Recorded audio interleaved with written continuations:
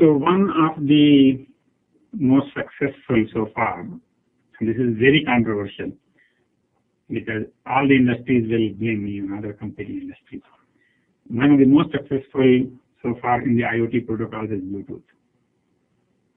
Okay, and so we're going to talk about that first.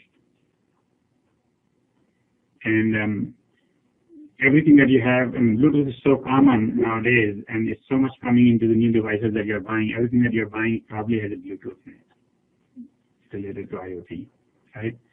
So this is a very controversial statement because every company has their separate protocol, and they're trying to sell that one.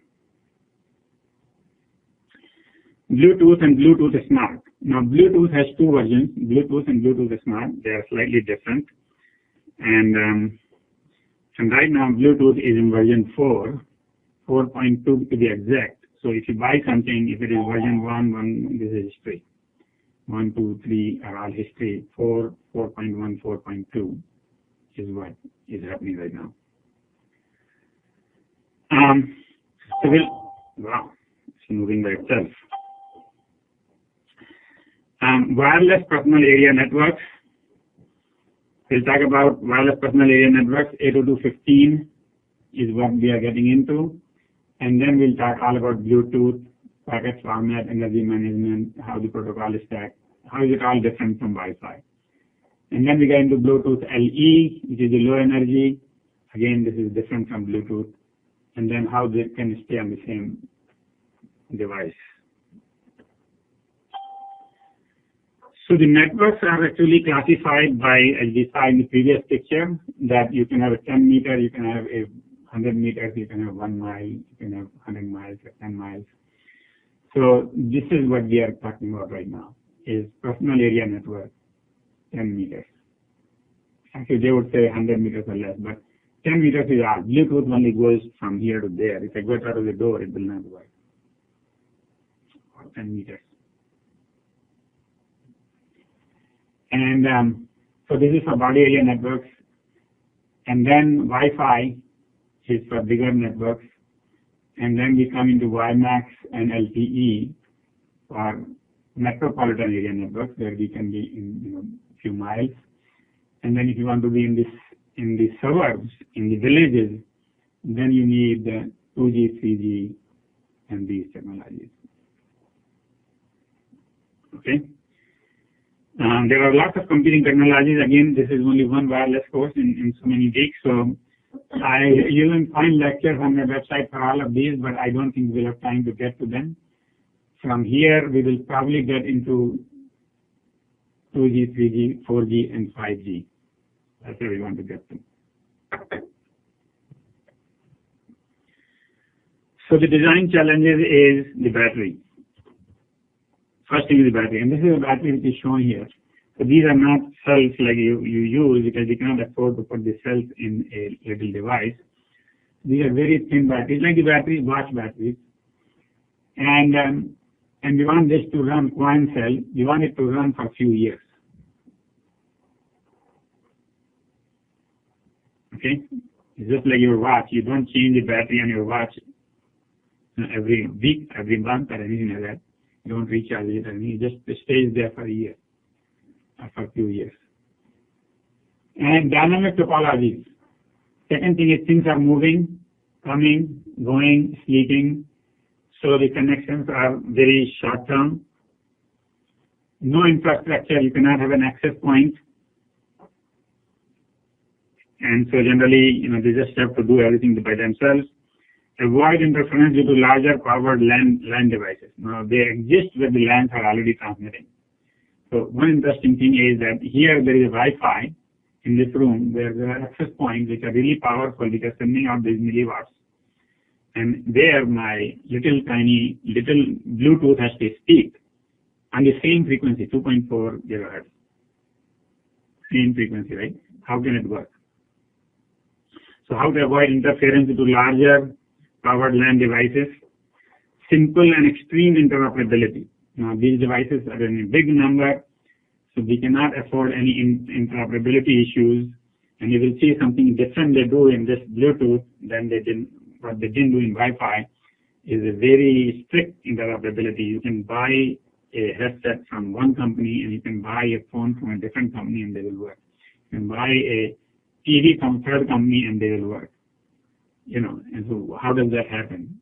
It's very strict interoperability. And of course, the cost is another one. You cannot sell this thing for more than $2. Okay, nowadays they're coming for free almost. I mean, like last week I bought a watch. I haven't had time to program it. It came almost free. All right.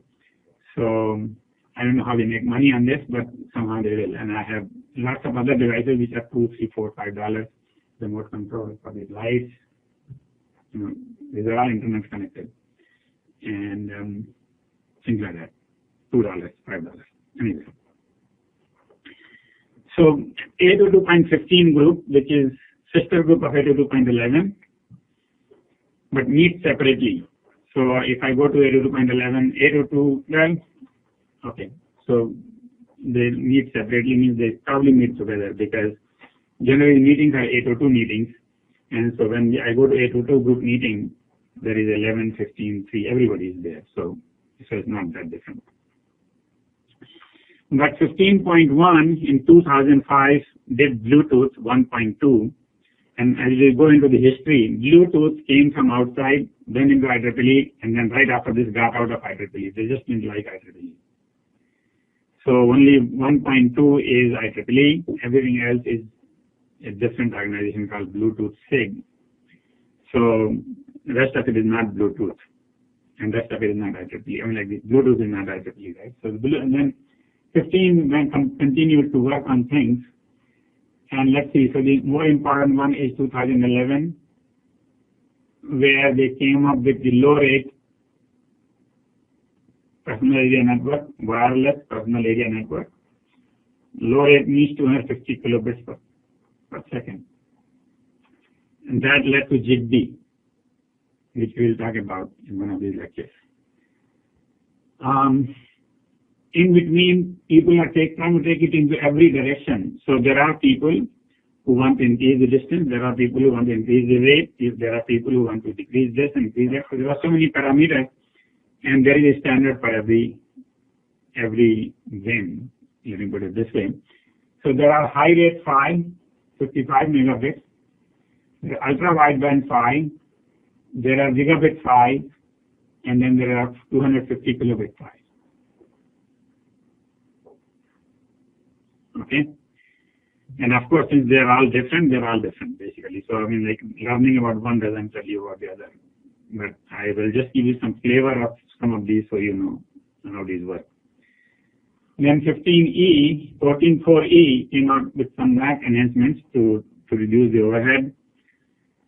And then they talked about active RFID. So RFID is an old technology.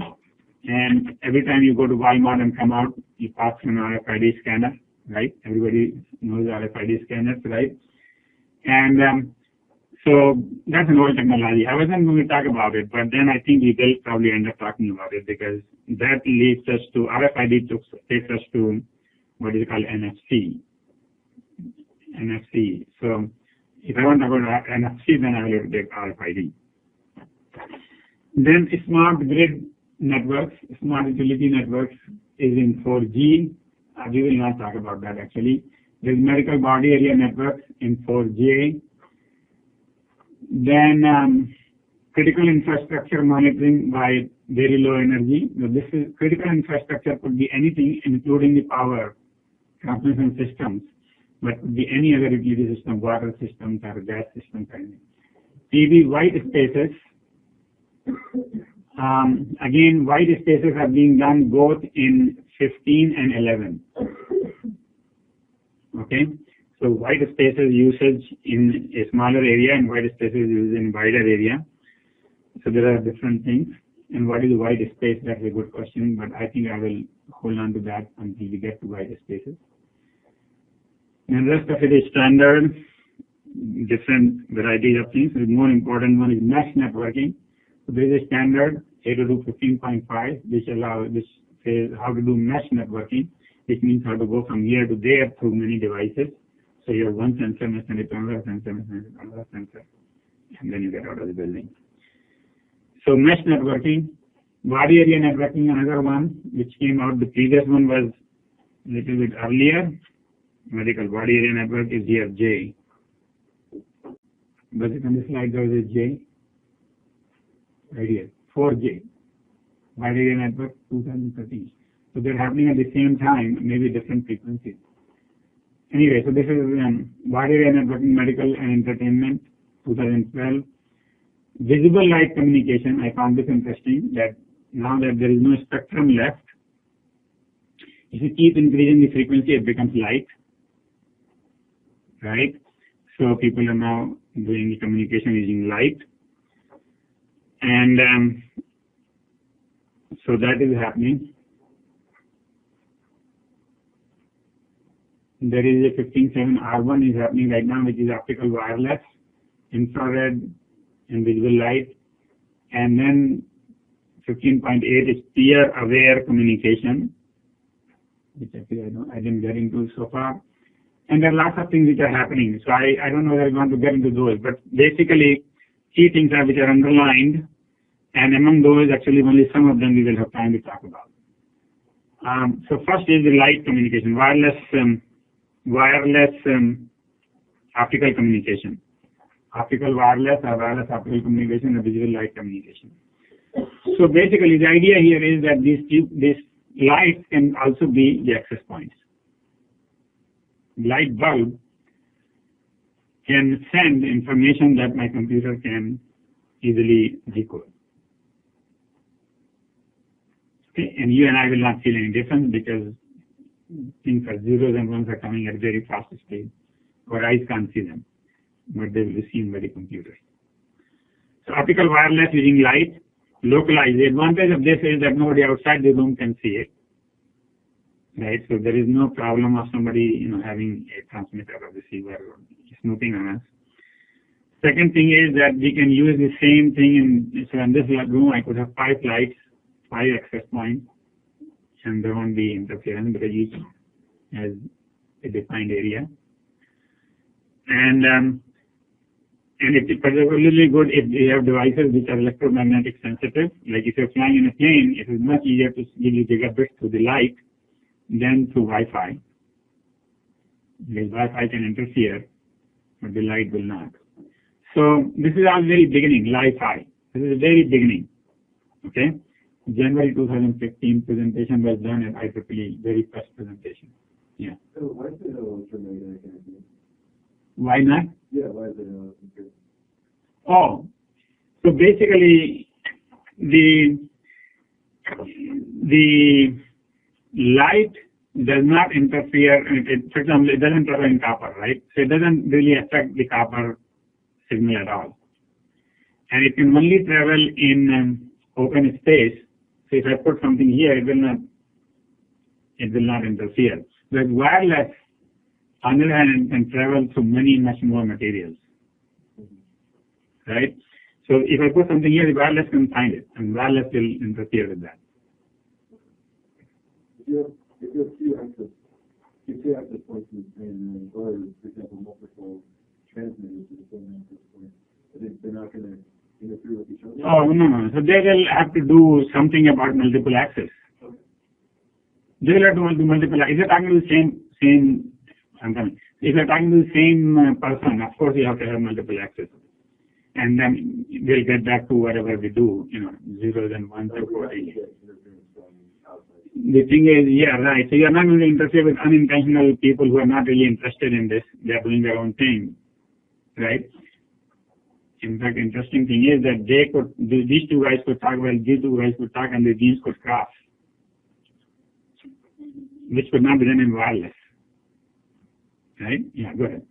I think the main thing is that light is not electromagnetic, so it doesn't interfere with other electromagnetic waves. Right. It comes to here the confusion. It comes in the electromagnetic spectrum, right? But it does not have the magnetic properties that the radio waves have. And this is beyond me, okay? I'm not going to take any further than that. So here's the thing. Sound is also, that way it doesn't really interfere with the radio waves. So there is, at some point, things become different. So light has some different properties than radio waves. Okay, and what exactly is the difference? I don't know. I mean, maybe there's some physics question which I will have to figure out. At what point does it exactly becomes light? Because I mean, thing is continuous. We saw the whole spectrum. It has the same waveform. It has the same waveform. It has the same all the formulas that we learned about. In fact, the radio waves we calculated with the speed of light, right? So the speed of all the waves is same, whether it is light or radio or anything, right? And the question is at what point they take this different property. I'm not sure.